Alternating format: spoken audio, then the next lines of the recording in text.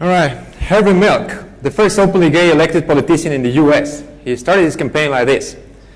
I want to recruit you. My name is Harvey Milk and I want to recruit you. Well, my name is Jesús Iglesias and I want to recruit you for the climate movement. Climate change is probably the greatest challenge of our times. And it's here now in Barcelona. We just broke the record of most consecutive days with no rain at all, 95. It is not the only challenge. There's another big one. It's inequality. Maybe you know that the 62 richest people in the world have as much wealth as 3.6 billion people combined. Does that look like a fair world to you, that kind of distribution of wealth? Well, no.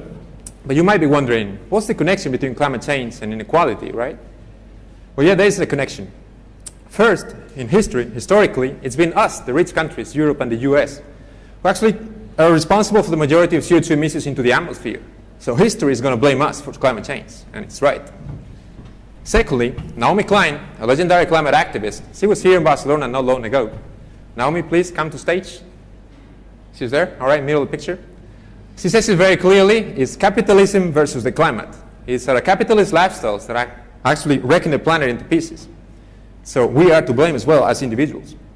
And lastly and sadly, there is the most vulnerable and poor communities in the world who actually contributed the least to the problem that are suffering the most dramatic consequences of climate change. It's called climate injustice. But don't worry, there's hope. We have hope. We have the solution. It's the people's climate movement.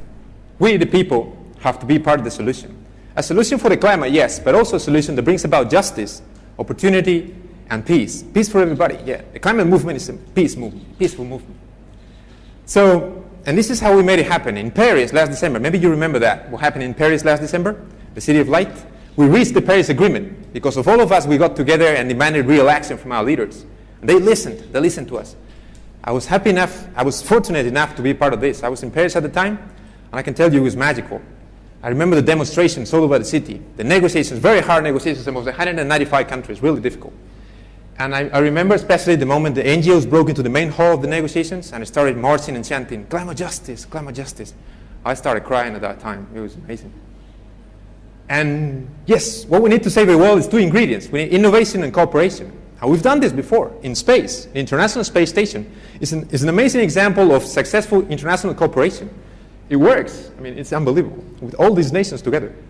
There's another interesting project that's working as well. This is just starting up. It's Project Mission Innovation.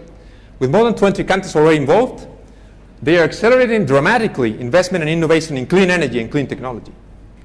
Really cool, but still not enough. Something is missing.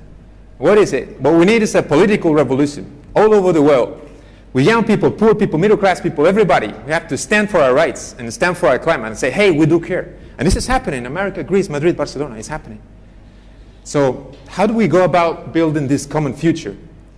Everybody has to be involved in decision making. We have to build this common future, right? We have the tools. There's an open platform here in Barcelona, the City in Barcelona, where you can make proposals to improve the city and actually vote for those you like the most.